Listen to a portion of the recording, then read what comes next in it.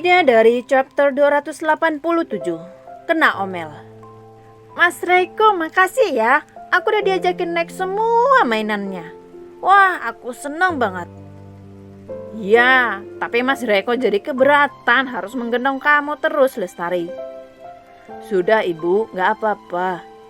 Lagian kakinya sakit. Kalau dipaksain jalan, malah jadi lama sembuhnya. Dan mereka memang sudah selesai main-main di Dufan. Ini sudah jam 5 sore. Mereka baru berjalan keluar dan bisa dibayangkan berapa jam Reiko menggendong Lestari dari satu tempat ke tempat lain. Dia baru berhenti dan mengistirahatkan tubuhnya kalau mereka memang sedang duduk atau sedang ada di tempat permanennya dan makan. Setelah itu dia menggendong lagi, tak membiarkan Lestari turun sama sekali. Dan selama itu pula dia tidak memperdulikan keberadaanku. Tapi karena dia memang menyibukkan dirinya dengan adik-adikku, ibu, dan yang lain kayaknya nggak sadar. Reiko sama sekali tidak menegur Aida, tidak sama sekali memperhatikannya, menengok atau sekedar bertanya, seakan-akan memang sibuk bermain saja. Lingga, kamu yang nyetir. Setelah mendudukkan Lestari di dalam mobilnya, Reiko memerintahkan begitu membuat mata Lingga berbinar-binar. Aku boleh bawa mobilnya di Jakarta, Mas? Reiko mengangguk sambil mengelap peluh di dahinya. Hanya dia yang berkeringat sendiri karena perjalanan dari dalam Dufan ke tempat parkir lumayan jauh. Jadi lumayan juga beban di punggungnya itu seperti manggul beras. Aku pegallah pinggangnya. Jadi kamu gantiin aku nyetir. Hehehe. Iya siap Mas Reiko. Kita ke Tangerang langsung nih. Tak ada yang salah dengan yang dia katakan. Dia memang kecapean karena menggendong adikku. Makanya dia menyuruh Lingga membawa mobilnya. Tapi bagus juga, dengan begini aku tidak harus duduk di sampingnya kan?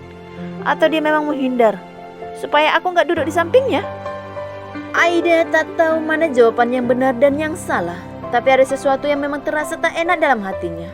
Bisa kebayang tidak sih berada di satu lingkungan bersama dengan orang-orang lainnya? Tapi dia tidak saling tegur dengan satu orang di sana dan menahan diri dengan perasaan yang tidak enak sendiri.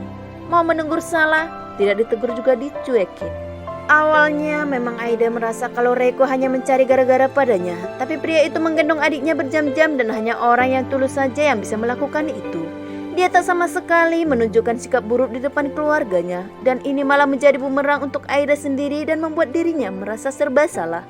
Itulah perasaan hati Aida.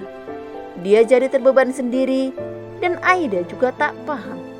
Tapi memang di dalam mobil juga tidak ada yang memulai untuk bicara duluan. Di antara keduanya justru di awal-awal Reiko sibuk dengan handphonenya sendiri setelah memberikan instruksi pada Lingga.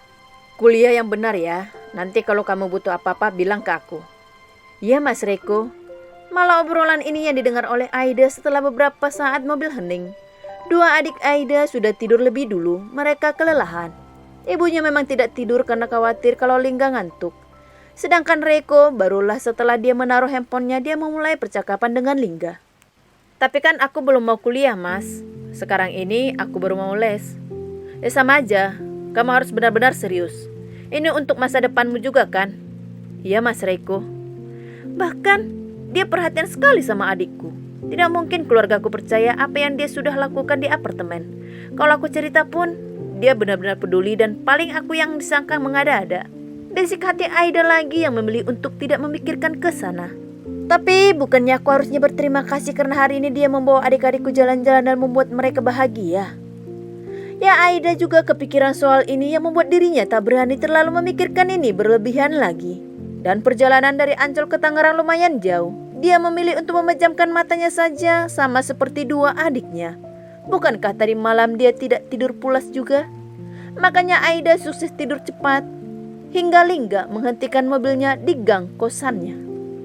Kamu kos di mana Lingga? Suara bariton ini membangunkan Aida. Ini nih Mas Reiko, di sini tempatnya, masuk ke dalam situ kalau nggak salah deh ancer-ancernya. Kamu cari kosan di sini? Iya Mas Reiko. Ngapain di sana? Reiko tampak tak setuju dan suaranya ini membangunkan Arum juga Lestari. Itu ada kosan di pinggir jalan. Kenapa nggak pilih yang di gang itu? Di sekitaran situ memang terlihat ada beberapa kosan. Yang di pinggir jalan itu juga besar-besar rata-rata. Mahal Mas Reiko. Makanya jawaban ini sudah diprediksi oleh Aida akan dijawab oleh adiknya. Bodoh. Harusnya kamu bilang kalau di sana ada temanmu dan dia ngajakin bareng kos di situ. Ais. Keluh Aida sambil menggerutu di hatinya. Coba ke situ dulu, aku pengen tanya. Aku yakin sekali dia akan membayar yang itu. Padahal kos di mana aja juga sama. Aida juga mendengar percakapan itu dan yakin kalau Reiko akan mengeluarkan uang lagi untuk adiknya. Apalagi Reiko juga turun bersama dengan Lingga di saat wanita-wanita lainnya di dalam mobil. Mas Reiko itu kan lagi marah serem ya, Bu? Lestari yang berbisik yang dijawab Ratna dengan anggukan kepalanya. Saat ini sudah malam hari, jelas mereka sudah ketinggalan bus yang sudah berangkat ke Kendal. Tapi marahnya Masmu itu beralasan. Sepertinya dia gak suka Lingga tinggal di situ. Arum menimpali. Lagian, kenapa carinya masuk gang, Mbak Arum? Ya kan murah. Ibunya menimpali. Ya, tapi kan Mas Reiko gak suka. Ya, tapi kan kita harus berhemat. Masa kita harus ngebebanin Masmu terus? Kayak kamu tuh gak tahu diri. Ibu gak suka dengan cara kamu tadi tuh, Lestari. Manja. Harusnya kamu gak bersikap begitu. Dan cukup tahu diri kalau kakimu sakit dan diam. Kamu bikin orang susah, tahu gak? Benar kata ibu. Seharusnya Lestari memang tidak melakukan itu. Dan sekarang aku yang jadi tidak enak sendiri dengan kelakuannya.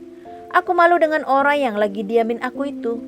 Nanti kalau sudah masuk ke apartemen aku harus bilang apa? Kalau kami udah tinggal berdua di mobil ini, aku harus bilang apa? Keluh hati Aida. Tapi tadi kan aku tahu diri Lestari. Harusnya kamu mikir dan bilang udah cukup kita pulang.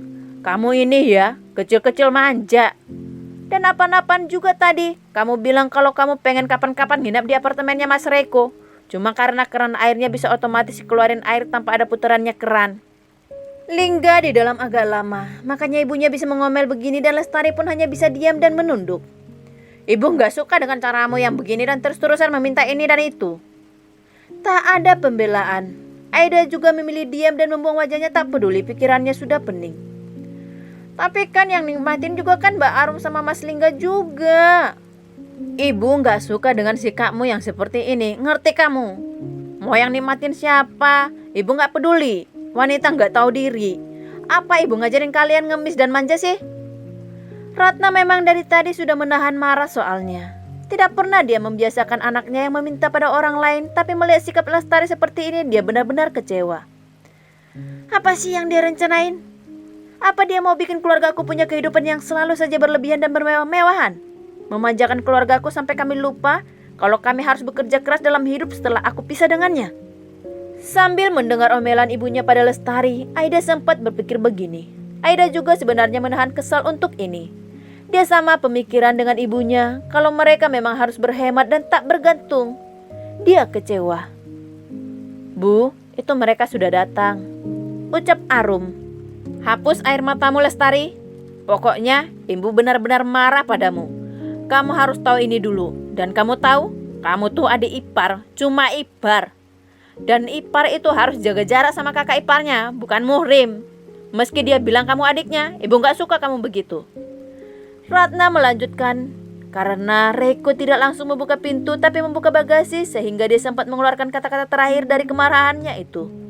Tapi tentu saja di sini Lestari hanya bisa diam. Memang apa lagi yang bisa dia lakukan? Harus menyadari kesalahannya sendiri. Dan sudah terbayang bagaimana nanti sikap ibunya ketika mereka sampai rumah. Kayaknya kalau lihat dari bawaannya Mas Lingga, kayaknya mereka udah bayar tempat kosan baru, Bu. Kata-kata Arum ini tidak ditimpali oleh ibunya Aida. Dia benar-benar bikin ibuku jadi gak enak padanya. Dan aku yakin sekali adik-adikku habis ini pada kena omel, bisik Aida. Tapi dia saat ini memang tidak mau sih membela adik-adiknya. Biarlah mereka dapat pelajaran supaya gak terus-terusan mempermalukan diri mereka dengan mengemis pada orang lain.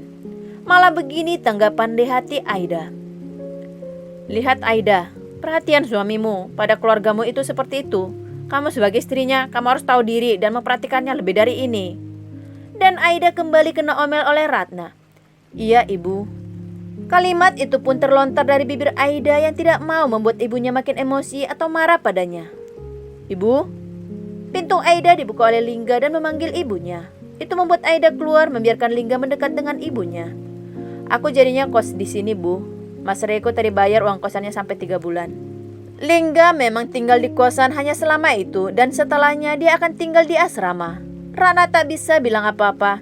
Dia hanya mengangguk saja di saat Reko baru keluar dari kosan dan berjalan mendekat pada mereka. Mau memarahi Lingga juga percuma, karena kalau Reko sudah datang tentu saja dia pasti akan membela adik Aida. Belajar yang benar ya, kalau ada apa-apa hubungin aku. Iya Mas Reko. Dan saat mendekat, Reko sudah bicara begitu lalu melihat ke arah jam tangannya. Supaya gak kemalaman, kami berangkat dulu ya. Lingga mengangguk lalu menatap dua adiknya.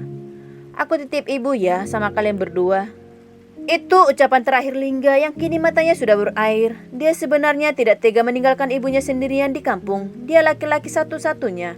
Dan tak ada yang curiga dengan mata sembab Lestari karena dipikirnya dia menangisi Lingga.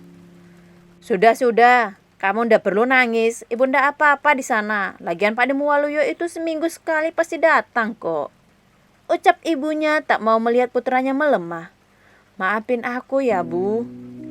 Belajar yang benar di sini ya.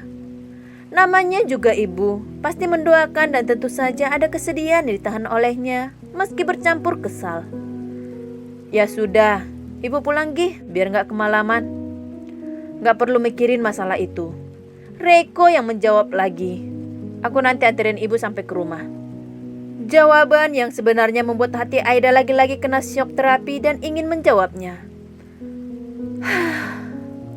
Tapi sayangnya sudah Lingga lebih dulu yang bicara. Jadi Mas Reko sekarang mau ikut antar ibu ke Kendal.